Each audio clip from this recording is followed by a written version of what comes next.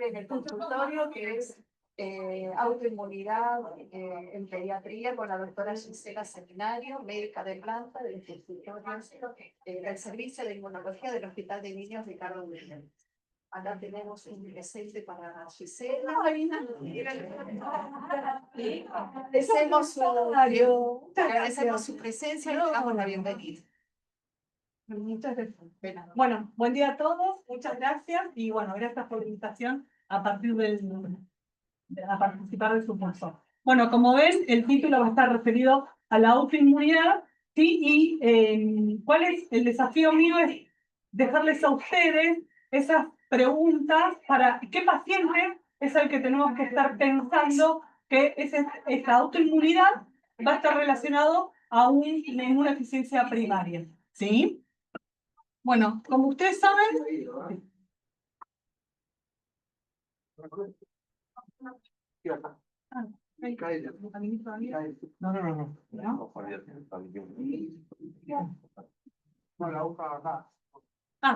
Bueno, vale.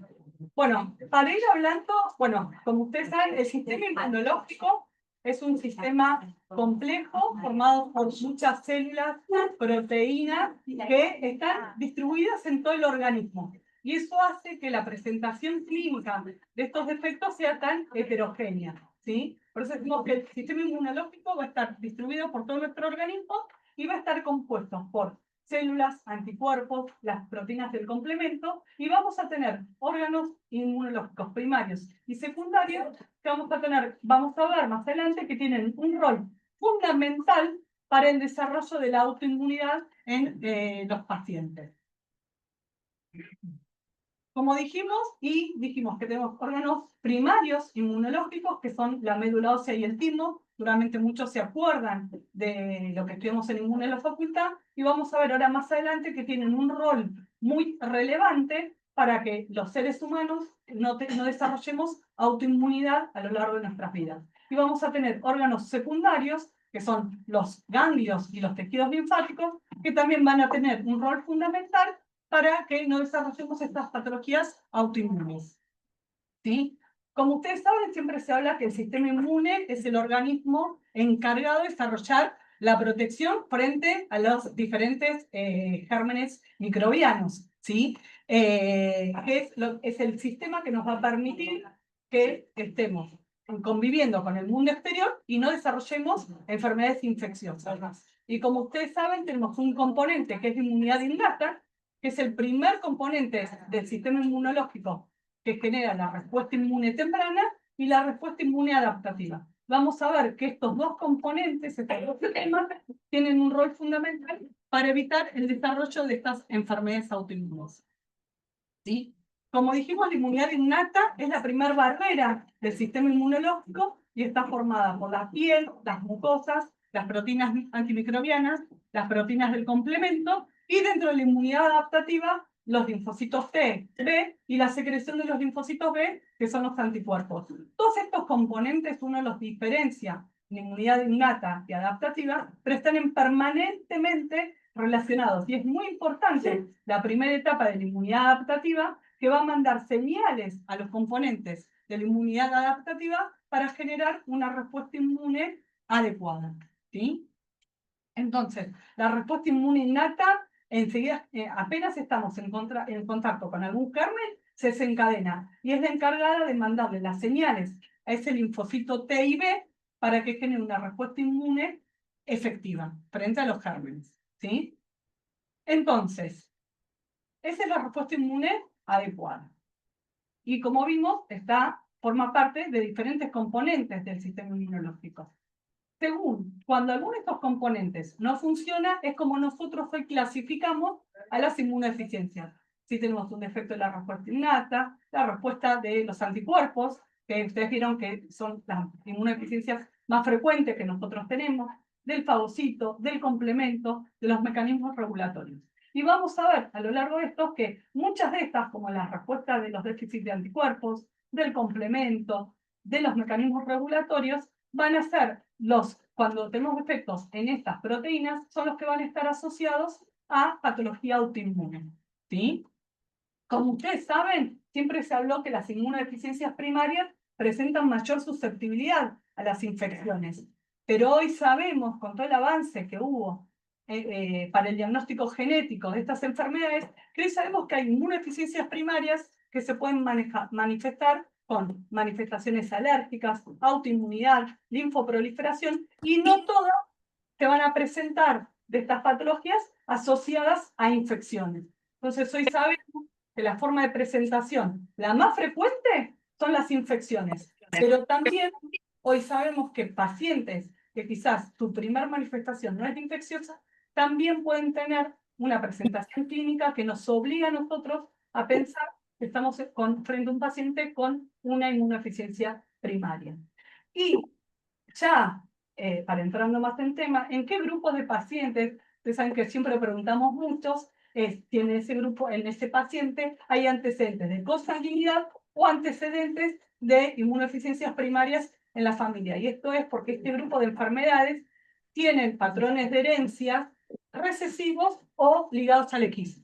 ¿Sí?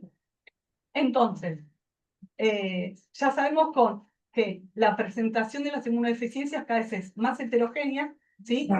Y no solamente las infecciones son las formas de manifestación, ¿sí? Los efectos que vamos a ir viendo van a afectar en el desarrollo de esas proteínas o a veces en la función, que vamos a ver que algunas de esas proteínas van a tener un rol fundamental en la regulación del sistema inmunológico. ¿Sí? Yo ya les dije que tenemos, ya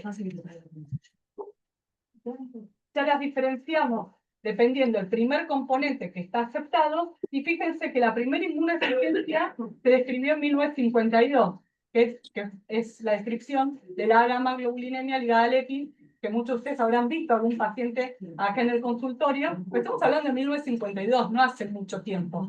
Así que en los últimos 20 años, la verdad que hubo un avance muy importante desde el nivel genético para conocer este grupo de enfermedades. Hoy ya tenemos paneles genéticos en donde buscamos hasta más de 500 genes relacionados para este grupo de enfermedades. Y es muy importante tener la sospecha diagnóstica, saber que tiene una presentación muy heterogénea, porque son enfermedades complejas en donde una presentación en edades tempranas lleva una gran morbilidad y es lo que va a condicionar la calidad de vida de ese paciente a lo largo de su vida. Y cuanto más precoz tengamos el diagnóstico, vamos a tener un tratamiento temprano y adecuado que cambia la calidad de vida de este grupo de pacientes. Las primarias serían dentro de las inmunodeficiencias primarias, sí, uno de los grupos son las inmunodeficiencias innatas. Como yo les dije, ya desde hace muchos años las clasificamos según el principal componente afectado. Y se utiliza una clasificación internacional de la Unión de las Sociedades Internacionales de Inmunología, que las clasificamos según el componente: inmunidad celular, humoral, asociados a otros síndromes, de anticuerpos, disregulación, fagocito, y así. Sabiendo que, por ejemplo, las deficiencias de complemento también pueden asociar una deficiencia de anticuerpos, ¿sí? Y en estas clasificaciones, hoy ya hay descritos más de 500 genes que asocian estas patologías, ¿sí? Bueno, hoy, ¿cómo se clasifican a estas enfermedades? Errores innatos de la inmunidad. Nosotros las seguimos llamando inmunodeficiencias primarias con las diferentes especialidades porque es el término que uno más conoce y el que uno más interpretó. Ya hace 10 años se los empezó a llamar errores innatos de la inmunidad. ¿Por qué? Porque sabemos que se las llamaba inmunodeficiencias primarias porque eran las enfermedades que asociaban infecciones recurrentes por patógenos no frecuentes. Pero hoy sabemos que estos defectos pueden asociarse por inmunodeficiencias primarias, que son los pacientes que más van a tener la presentación clínica más frecuentes con infecciones recurrentes. Pero estos pacientes también pueden asociar falla de crecimiento, pueden desarrollar autoinmunidad. Y generalmente, lo más frecuente es que tengan ya hoy una causa genética determinada. En cambio, hoy también, y vamos a ver algunos casos de defecto de enfermedades inmunológicas, donde el defecto genético hace que la presentación clínica no sea las infecciones más frecuentes y que la forma de presentación clínica esté relacionada a las manifestaciones autoinmunes, como puede ser síndrome, enfermedad inflamatoria intestinal, diabetes de tipo 1, artritis, lupus monogénico, que es una patología que nosotros cada vez estamos incorporando a nuestra consulta habitual. Y en este caso, el defecto inmunológico, la respuesta inmune está exacerbada y hace que nuestro sistema inmunológico ataque a las propias células de nuestro organismo. Entonces acá tenemos una función del sistema inmunológico disminuido y acá una respuesta inmunológica exacerbada. Entonces, el término de estas patologías de inmunodeficiencias primarias se amplió a errores innatos de la inmunidad. Es la terminología que utilizamos internacionalmente todos los inmunólogos. Pero cuando hablamos con otros colegas, seguimos utilizando el término inmunodeficiencias primarias porque es lo que uno siempre conoce. ¿Sí? Así que van a ver que en los resúmenes seguimos poniendo inmunodeficiencias primarias para que sea de fácil entendimiento para todos. ¿Sí? Entonces, ya dijimos que hoy ya sabemos que no solamente las infecciones son las formas de presentación. Y hoy ya sabemos que dentro de estos pacientes con errores innatos de inmunidad, entre el 25 a 30% de los pacientes se pueden manifestar con fenómenos autoinmunes o autoinflamatorios, que pueden ser al inicio de la enfermedad como forma de presentación o durante el desarrollo de la enfermedad. ¿Sí? Y lo pueden ir manifestando en cualquier etapa de la vida. Y muchas veces estos pacientes, si el paciente empieza con fenómenos autoinmunes, son pacientes que nos van a llegar a nosotros derivados por ustedes los pediatras, por los reumatólogos o los reumatólogos. ¿No toco nada? Y se mueve. Sí. El HDMI. No te Bueno. Así que son ustedes los que nos van a mandar a este grupo de pacientes. ¿Sí? Y el desafío es ver a qué pacientes es al que vamos a mandar y en qué pacientes tengo que pensar que esa autoinmunidad esté relacionada a un defecto genético inmunológico primario. ¿Sí? También estos pacientes, y como vamos a ver con algunas patologías, son patologías que se pueden presentar a lo largo de la vida. Hay algunas que van a tener presentación clínica a edades muy tempranas, pero después hay otras enfermedades autoinmunes multisistémicas que se pueden manifestar a lo largo de la vida. Y dentro, algunas de ellas son de herencia recesiva o autosómica dominante, y a veces en el mismo grupo familiar tienen etapas de presentación en momentos diferentes. Hemos tenido familias con diagnósticos en el padre en la edad adulta y en las hijas en la edad pediátrica. Y existen factores, la epigenética acá está jugando un rol fundamental, y factores tanto ambientales e infecciosos que son disparadores de las manifestaciones clínicas en este grupo de pacientes. Como ustedes saben, nosotros las infecciones virales por Epstein-Barr, citomegalovirus, son virus que muchas veces son disparadores para el comienzo de las manifestaciones clínicas de este grupo de pacientes. ¿Sí?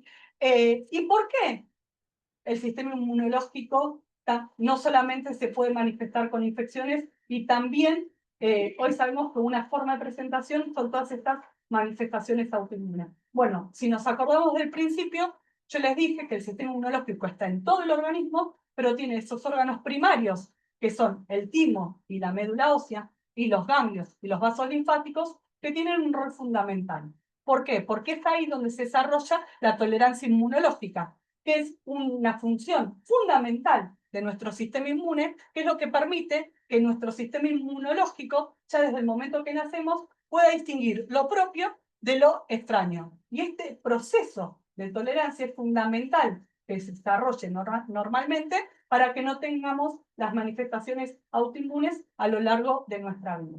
¿Sí?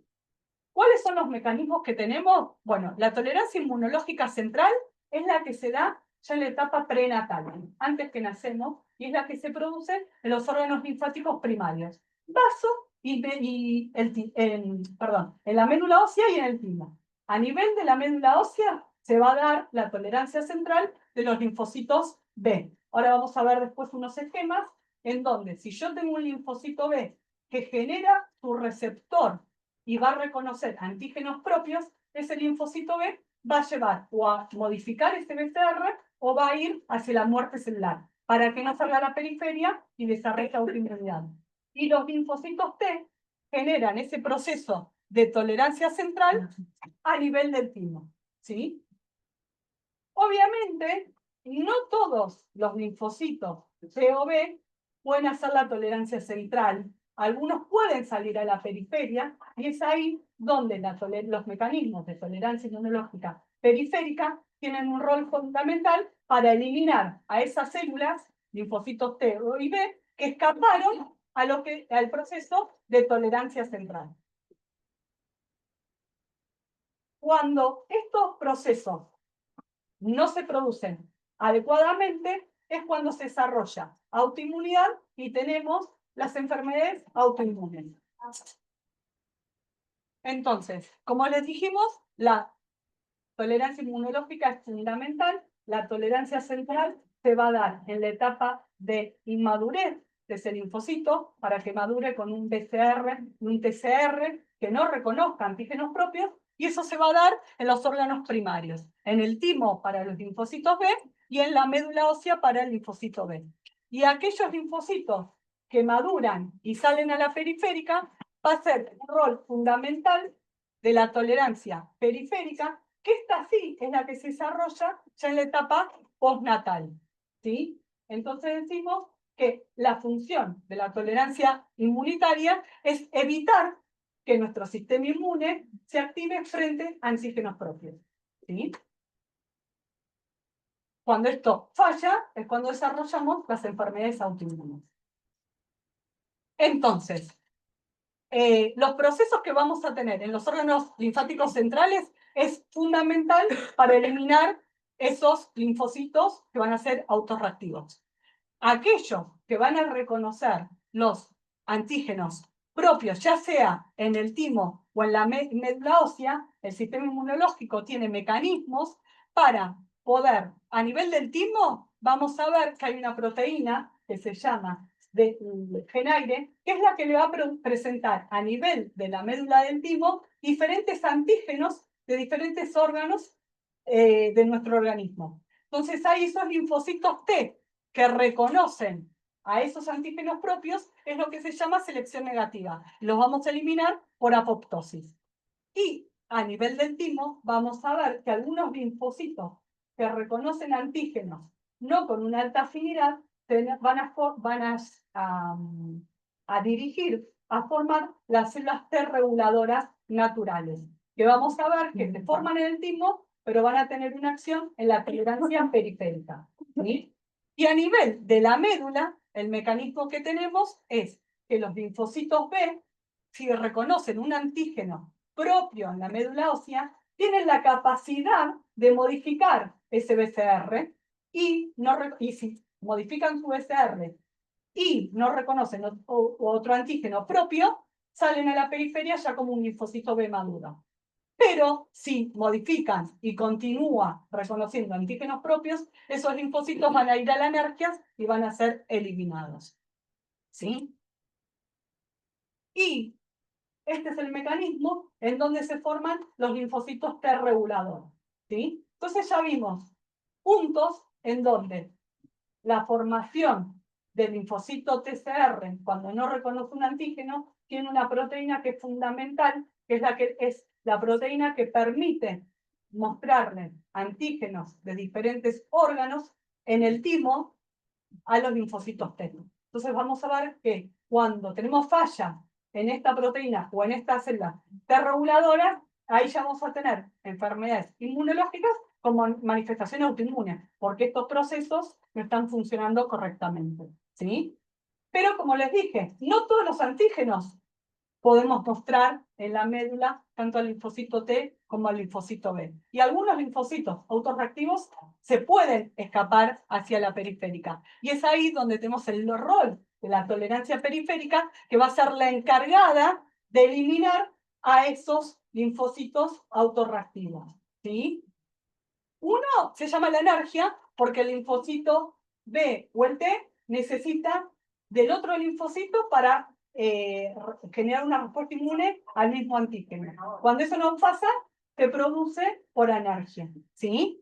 Cuando los linfocitos reconocen fuertemente un antígeno, esa activación tan potente del antígeno lleva a la apoptosis del propio linfocito.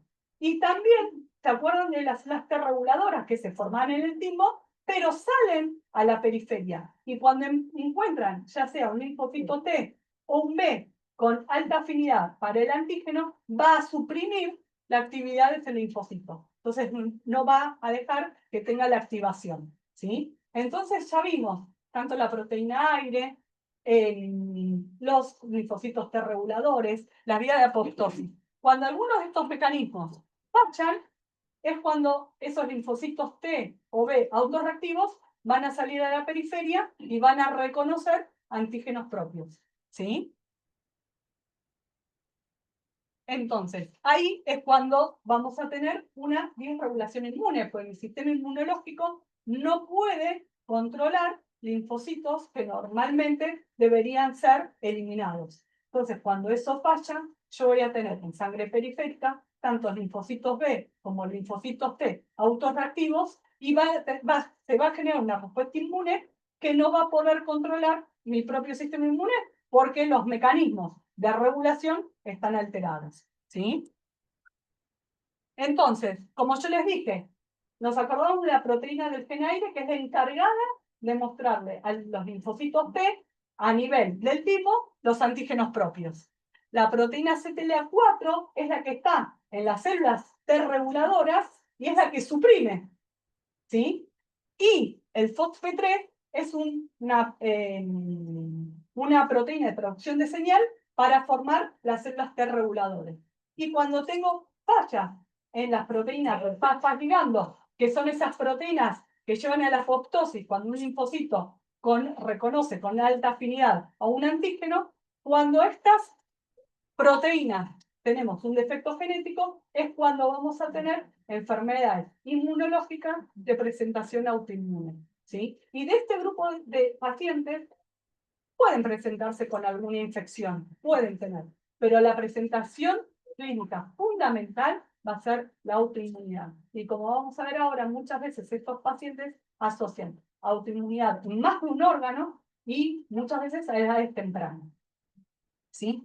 Bueno, la primera patología, que es la que dijimos cuando tenemos variantes en el gen aire, ¿sí? Son, como yo les dije, nosotros en inmunología hoy ya sabemos cuando una enfermedad, qué tipo de herencia tiene, si es dominante, si es ligada al X o si es recesiva. En este caso, cuando tenemos defectos genéticos de la proteína aire, que es la encargada de presentar los antígenos propios en el timo, para que los linfocitos T autorreactivos no salgan en la periferia, tiene un patrón de herencia autosómica recesiva. ¿Qué significa? Que el paciente, para desarrollar la enfermedad, tiene que tener una variante patológica en los dos alelos, en cada alelo que hereda de la madre y en el alelo que hereda del padre.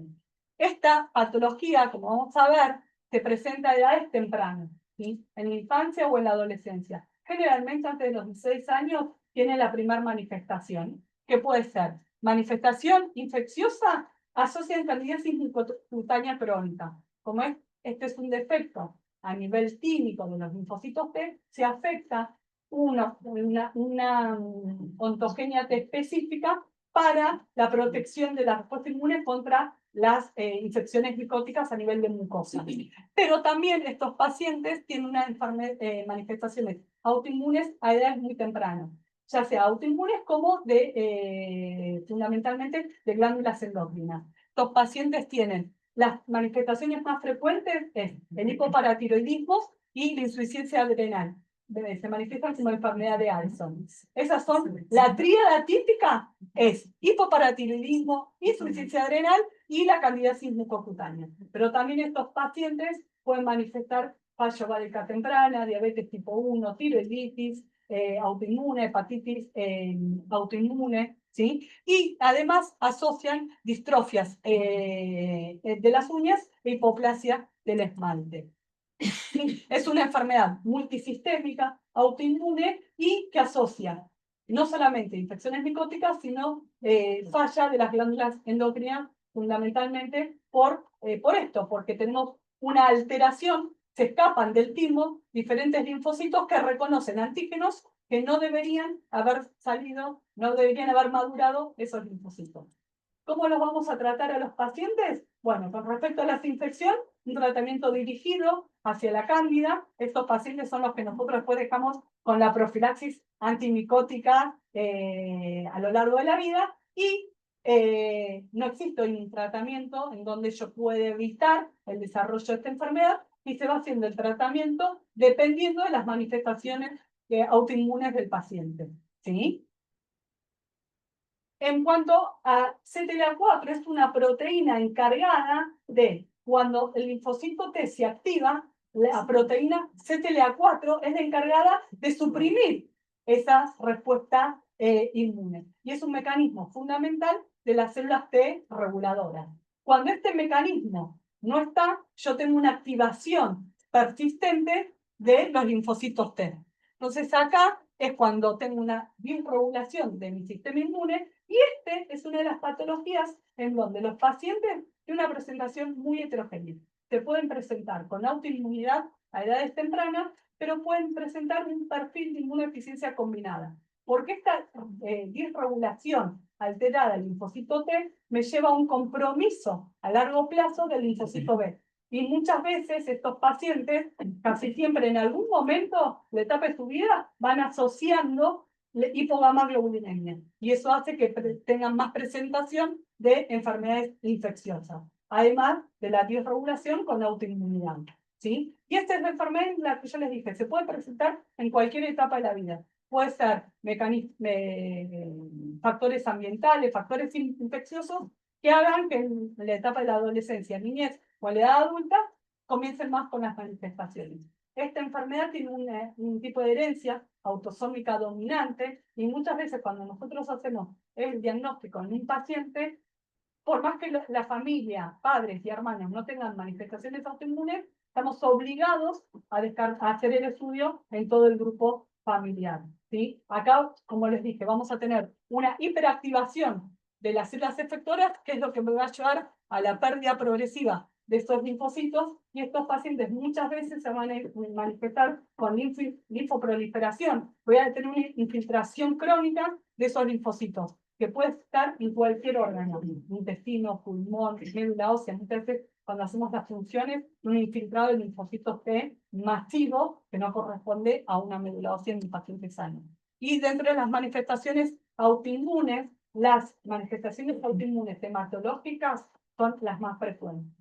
Nosotros, ¿qué signo de alarma tenemos en cuanto a las citopenias hematológicas? Siempre que un paciente asocie 2 citopenias, ya para nosotros es lo que llamamos una red flag. Tenemos ya ahí estar alerta, porque 2 citopenias a nosotros nos obliga por lo menos a estudiar ese paciente para descartar que no está asociado a un defecto inmunológico, ¿sí? Y en estos pacientes, como ustedes vieron, tiene una presentación muy heterogénea, muy severa que el caso anterior, y en estos pacientes hoy se plantea ya el tratamiento de médula ósea como curativo en los chicos a edades tempranas, para que no acumule comorbilidades a lo largo de la vida. Y en aquellos pacientes que no tengan un compromiso combinado del sistema inmunológico, vamos a tratar, ya sea con inmunosupresión o biológicos específicos que ya existen para esta proteína, dependiendo del cuadro clínico del paciente, ¿sí? Y otras de las proteínas fundamentales para el control del desarrollo de la inmunidad es el gen FOXP3, que es el que les explicaba antes, que es un factor de transcripción necesario para que se desarrollen a nivel del timo las células T reguladoras. Cuando yo no tengo algún defecto en ese gen y no se pueden desarrollar las células T reguladoras naturales, que eran las necesarias, porque, como dijimos, algún linfocito T, algún linfocito B autorreactivo se escapa, ya sea de la médula ósea o del timo. Y son estas células las encargadas de silenciar a esos linfocitos autorreactivos en la periferia. Este es un defecto inmunológico muy severo, en donde los pacientes empiezan con manifestaciones autoinmunes a edades muy tempranas, ¿sí? Con una enteropatía autoinmune muy severa. Son pacientes que muchas veces hemos diagnosticado ya los primeros 3 meses de la vida pues son los pacientes con diarrea crónica, con un compromiso sistémico muy severo, que cuesta mucho que progresen de peso y que muchas veces asocian diabetes tipo 1 a edades tempranas, ¿sí? Pueden asociar tiroiditis y tienen una dermatitis muy severa, generalizada, de difícil manejo. En estos pacientes uno hace inmunosupresión de comienzo temprano, ¿sí? Trata de, muchas veces estos pacientes necesitan nutrición parenteral y tengo que llegar al tratamiento curativo temprano con un trasplante de médula ósea. Este es el grupo de pacientes que si yo no trato tempranamente con un trasplante, son pacientes que fallecen al año de vida, antes de los 2 años. Tipo, tienen un compromiso sistémico muy severo. Y este es el síndrome de Lars, que de los que vimos es los más frecuentes. Seguramente muchos de ustedes han visto pacientes en el consultorio que se siguen acá en el hospital. En estos es una enfermedad inmunológica con manifestaciones autoinmunes por defectos en la tolerancia periférica, en donde esas vías, cuando un linfocito T reconoce un antígeno propio, lo reconoce con mucha afinidad. Entonces, estas proteínas son las encargadas de eliminar, ¿sí? Uno tiene que reconocer al antígeno no con alta afinidad, ¿sí? Cuando estos mecanismos fallan, estos linfocitos T se van acumulando, ¿sí? Y lleva a una linfoproliferación muy exacerbada y que estos pacientes van a presentar. La forma de presentación más frecuente es con autoinmunidad hematológica, ¿sí? Van a desarrollar con esta activación crónica de los linfocitos, van a asociar esplenomegalia y hepatomegalia. Son pacientes que generalmente nos vienen derivados de hemato, porque muchas veces estas citopenias autoinmunes son de muy difícil manejo, y al tener tantos linfocitos autoreactivos, es un grupo de pacientes en donde la malignidad hematológica tienen una alta tasa de susceptibilidad, ¿sí? Y estas manifestaciones, esta enfermedad se puede manifestar en cualquier etapa de la vida, ¿sí? Y muchas veces hemos tenido pacientes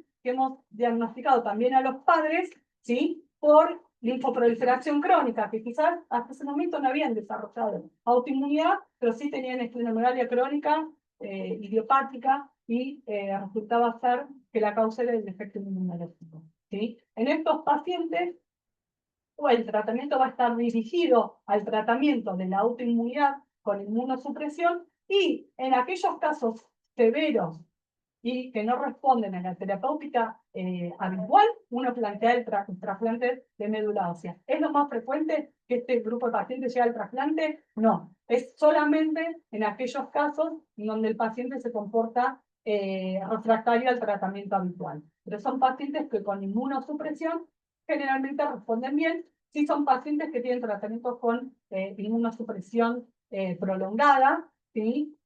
Hoy ya las normas internacionales dicen que si el paciente no tiene manifestaciones autoinmunes y la linfoproliferación está controlada, se puede suspender la inmunosupresión, pero con controles estrictos cada 6 meses, que son pacientes que tienen un riesgo muy alto de desarrollar linfomas, ¿sí? Las dobles los linfocitos T dobles negativos, ¿sí? Y hoy, ya como les dije antes, en los últimos años, para nosotros fue hoy ya un desafío, para nosotros y los reumatólogos, estos pacientes nosotros los seguimos interdisciplinariamente con el hematólogo y con los reumatólogos, por esto, porque son pacientes que muchas veces no responden al tratamiento. Muchas veces nos llenan el mato, me hace una trombocitopenia, le puse gamma, le puse corticoide, y la verdad que no responden. Y en los últimos años ya se han reconocido defectos inmunológicos en diferentes componentes, pero vamos a ver que la manifestación es el lupus monogénico, ¿sí? Que a diferencia del lupus de los adolescentes, vamos a ver que se afectan ambos sexos por igual. ¿Cuál es el indicio primario que nosotros tenemos? Es un lupus de comienzo muy temprano, que comienza antes de los 5 años, y con una presentación atípico o severa, lo mismo, que no responden al tratamiento habitual. Este nos traen las chicas de reumato de la mano. Ya, este lo tenemos que estudiar porque no es el típico, nada. Y muchas veces lo que nosotros también preguntamos enseguida es si hay consanguinidad, y a veces quizás no hay consanguinidad, pero sí hay antecedentes familiares, madres, tías o tíos que asocian también lupus, ¿sí? Y esta característica es de comienzo muy temprano, ambos sexos por igual y que no responden al tratamiento convencional. Esas son las 3 pautas que nosotros tenemos que tener como signos de alarma de este grupo de pacientes, ¿sí? Y, sí. Como todas las niñas la comprometida, ¿de dónde lo sacan? ¿El diagnóstico? El trasplante. No todos van a ir a trasplante. Sí. El lupus monogénico. La causa va a ser el diagnóstico genético, ¿sí? Las causas es que tenemos genética de lupus monogénicos, no todas van a trasplante. Eso depende después cada caso particular. Hoy hay una proteína llamada que es causa de lupus monogénico intrafamiliar, y esa sí va a trasplante. Pero después hay otras que no, ¿sí? Entonces, no va a ser que va a ir al trasplante por la forma de presentación clínica, sino va a estar relacionado a la causa monogénica de ese lupus, ¿sí? Y en los últimos 5 años se nos han sumado cada vez más causas de lupus monogénico, ¿sí? Y cuando nosotros lo vamos a sospechar, bueno, como dijimos antes, en chicos con lupus de comienzos tempranos, ustedes lo saben, un lupus antes de los 5 años no es una enfermedad frecuente, ¿sí? Que asocie citopenias a edades tempranas. Como les dije antes, consanguinidad o que haya lupus en el mismo grupo familiar. Manifestaciones no típicas, ¿sí? Presentaciones severas. Aquellos pacientes que con el tratamiento, ustedes saben que la medición de los niveles de complementos, cuando uno inicia el tratamiento, es un signo que uno lo va utilizando como respuesta al tratamiento. Aquellos pacientes con el tratamiento inmunosupresor persisten con complemento bajo, también es un signo de alarma para nosotros, ¿sí? Y aquellos pacientes que, además del lupus monogénico, tienen infecciones recurrentes. El lupus no asocia infecciones. Todos estos son signos que a nosotros hoy nos obligan a descartar una causa genética inmunológica como causa de esta presentación del lupus monogénico, ¿sí? ¿Y por qué es importante? Bueno, esto que la doctora me preguntaba, ¿por qué es importante para nosotros? Que muchas veces insistimos con los estudios genéticos cada vez más. Porque hoy, como les digo, hoy ya tenemos biológicos y terapias dirigidas específicas para, dependiendo de cuál es el defecto genético. Ya sea para deficiencias de complementos tenemos, para la proteína acetil-A4, para las vías del interferón. Hay un montón de tratamientos que van a estar dirigidos específicamente a la vía que esté alterada. Entonces, para nosotros, no solamente es fundamental el estudio genético para el diagnóstico, sino para definir la terapéutica ideal para ese paciente. Muy bien. Entonces, ¿por qué el lupus se va a dar? Puede ser. Yo no les puse los nombres de los defectos genéticos porque no me parece el objetivo, no se van a acordar, pero los genes fundamentalmente van a estar. Puede ser que sean en genes específicos que regulan las vías de la tolerancia, ya sea central y periférica. A veces pueden ser en proteínas que están hiperfuncionando y ante estímulos, esa hiperfunción me genera una respuesta inmune exacerbada y también se puede manifestar como un lupus monogénico, pero también porque fallan la eliminación de células apoptóticas. Y estos diferentes puntos, ya sea de regulación del sistema inmune, de la función o de eliminación de células apoptóticas, todas estas fallas nos pueden llevar al desarrollo del lupus monogénico, ¿sí? Como ven, son diferentes puntos de la regulación del sistema inmune donde pueden fallar. Y determinar la causa es lo que va a ser fundamental para darle un tratamiento dirigido y que estos pacientes no acumulen comorbilidad. Porque muchas veces estos pacientes tienen 4 o 5 años, ¿sí? Muy bien. Ahí está, me faltaba. Bueno, y con respecto al laboratorio, y bueno, ustedes saben que muchas veces para este grupo de pacientes pedimos muchas muestras del laboratorio, porque bueno, en estos pacientes estamos obligados a hacer diferentes valoraciones. Obviamente, siempre el hemograma con fórmula y valoración de plaquetas, la función renal, hepática y la orina completa. ¿Sí?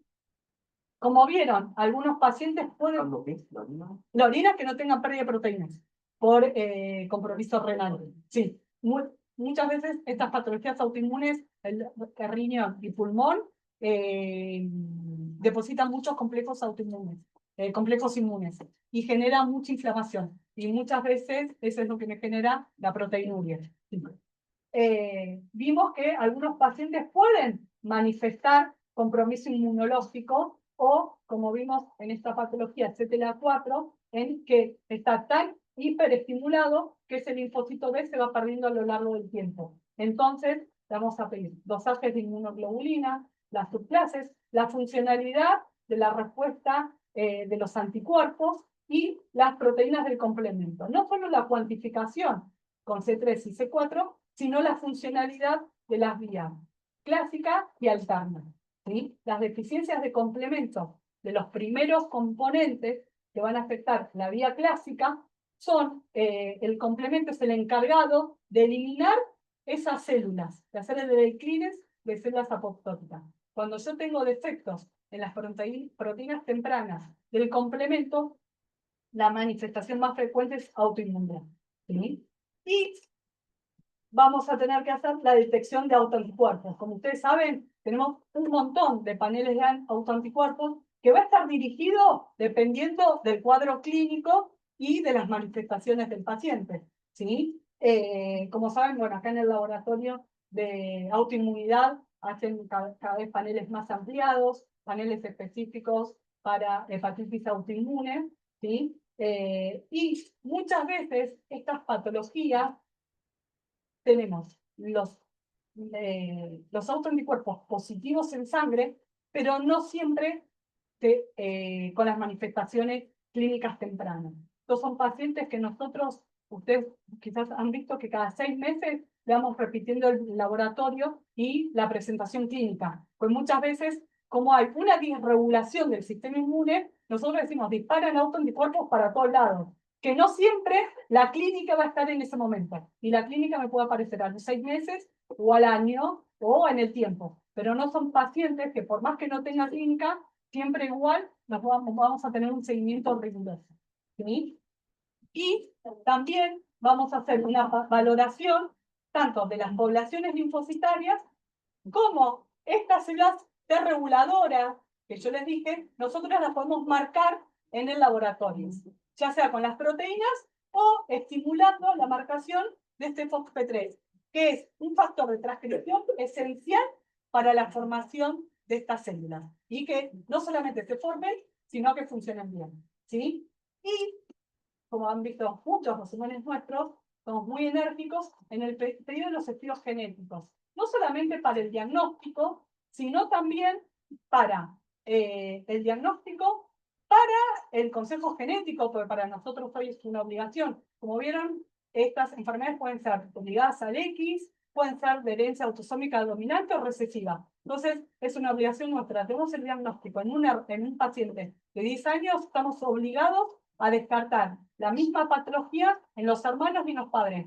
Porque puede ser que el hermano sea mayor, nunca haya tenido ninguna manifestación. Sí puede ser, y puede ser que esa enfermedad empiece en la adolescencia o en la edad adulta.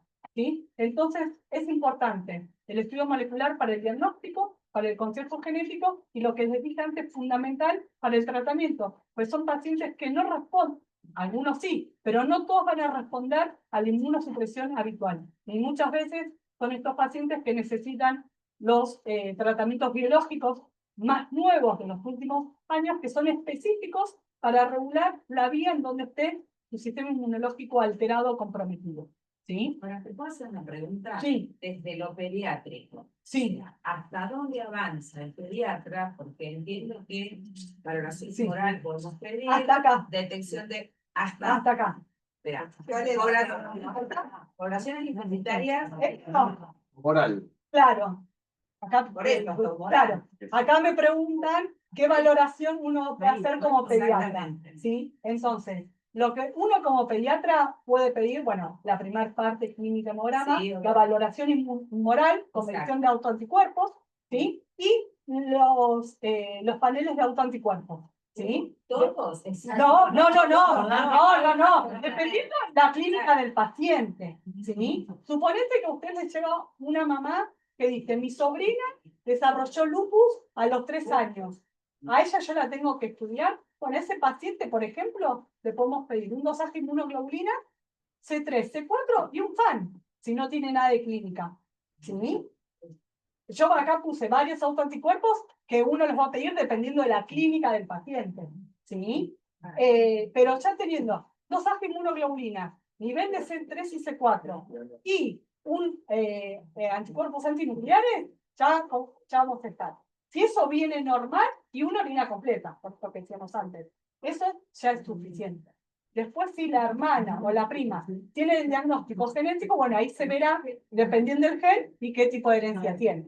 ¿Sí? Ese es el panel. Yo acá les muestro todo lo que nosotros hacemos y qué es lo que tenemos que hacer nosotros como inmunólogos. Pero un pediatra los hace inmunoglobulinas complemento y el autoanticuerpo si tiene clínica. Si asocia anemia, una prueba de Kuhn. No le vamos a pedir un panel de hepatitis autoinmune. ¿Sí? Dependiendo de la clínica. ¿Sí? No estamos acostumbrados a la detección de autoanticuerpos. Llegamos hasta la Llegamos hasta Sí, fan. Sí, Claro, sí. Pero bueno, nada, yo para mostrarles todo lo que hace. Pero exactamente. ¿Y a qué pacientes vamos a direccionar a inmuno? Bueno, ustedes saben que para nosotros a veces nos vienen a consultar pacientes y les hacemos un montón de preguntas, pero justamente para pensar hacia dónde tenemos que pensar y qué tipo de herencia tenemos que empezar a pensar. Y bueno, con respecto al tratamiento, lo que estuvimos hablando, va a estar dirigido dependiendo de la clínica, las manifestaciones clínicas. Siempre vamos a empezar con antiinflamatorios, con inmunosupresores. Hoy ya, si el paciente o por alguna causa tiene el diagnóstico molecular rápido, a veces no empezamos con los inmunosupresores y ya avanzamos con las terapias biológicas específicas, depende el cuadro genético del paciente. O a veces ya viene con algún tratamiento inmunosupresor que no respondió y decimos, bueno, apuremos el estudio porque nos va a ayudar a redireccionar el tratamiento específico, ¿sí? Y que la verdad que son pacientes que clínicamente mejoran un montón y la calidad de vida y disminuimos la comorbilidad de estos pacientes. Respecto al costo del biológico, están con muchas dificultades. Algunos películas. Ahora está más complicado que antes, pero sí. Pero bueno, la verdad que nos peleamos bastante nosotros, pero a veces con mucha pelea, con un buen resumen y con la literatura, con los papers y todo, tenemos un respaldo. Que sí, que no es verdad la situación hace 5 años, que ahora cada vez está más complicado, y nosotros tenemos acá en el hospital pacientes con biológicos nuevos y que los estamos tramitando por nación. Que hay por momentos que tienen, por momentos que no, pero está complicado más ahora que hace unos años. Sí, bastante. ¿Y si es de por vida? Hoy sí. Algunos, no todos van a ir a trasplante, ¿sí? Y hoy el tratamiento es de por vida, pero la verdad que mejoran un montón los pacientes. Y muchas veces estos pacientes con autoinmunidad, con hiperinflamación, pueden asociar activación macrofágica, que es el estado que nosotros no queremos llegar, ¿sí? Entonces son enfermedades graves, sí, y que estos tratamientos nuevos, la verdad que cambiaron la evolución de estos pacientes, ¿sí?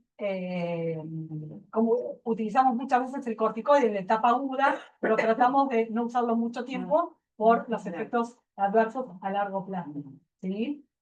Entonces, ¿qué es lo que quiero que se lleven? Que las inmunodeficiencias primarias Hoy la llamamos errores innatos de la inmunidad, pero nosotros seguimos con todos hablando de inmunodeficiencias primarias y que hoy ya sabemos que este grupo de enfermedades, si bien tienen predisposición a infecciones, no todas, y que la autoinmunidad es una causa muy frecuente, ya sea de presentación o que pacientes con una inmunodeficiencia primaria la puedan presentar a lo largo de su enfermedad, ¿sí? Y que ya sospecharlas nos va a ayudar a tener un diagnóstico temprano, un tratamiento adecuado tiene un alto impacto en el pronóstico y la calidad de vida de los pacientes, ¿sí? Que para nosotros es fundamental, pues son enfermedades crónicas, ¿sí? Pero no hay tratamiento curativo. Pero el impacto que tienen estos pacientes, la verdad que es muy beneficioso. No, variada, pero no, nada específico. Sí. Y bueno, acá les dejo los signos de alarma, esto que nosotros siempre estamos recordando, que bueno, que no todas, ¿sí? Tenemos puntos en donde la autoinmunidad, entonces en el punto 11, 14, son signos en donde nosotros estamos muy en alerta, ¿sí? Ya si se quedan con que las inmunodeficiencias no solo son infecciones frecuentes, yo ya estoy más que contenta. Igual la clase se deja. Bueno, muchas gracias. Espero que no haya sido muy complicado, pero tampoco quería dar algo básico porque nada, estamos en un hospital de niños. Y son pacientes, todas estas patologías que les dije, son pacientes que tenemos acá en el hospital, que seguramente algunos vienen más, otros menos, pero son pacientes que tenemos acá en el hospital en tratamiento y en seguimiento. Clarísimo, muchas gracias. ¿Alguna pregunta? Gracias. ¿Pregunta? ¿Comentario? Nada, por acá. Gracias. No, ¿Alguna pregunta? Muy bueno, Bueno, muy bien. Por cerrada la clase de hoy, muchas gracias. Gracias. Nos vemos la semana que viene. Sí.